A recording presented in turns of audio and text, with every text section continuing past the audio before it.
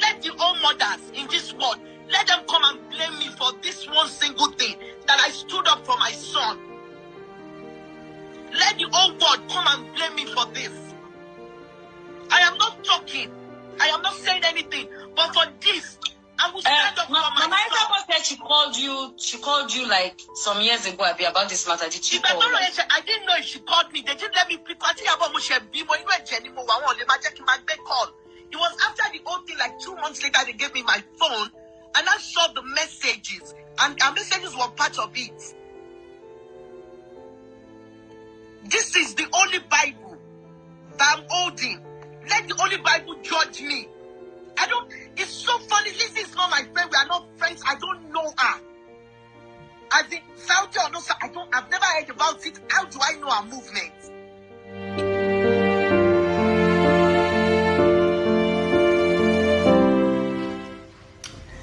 I want to see Rizzy's reaction.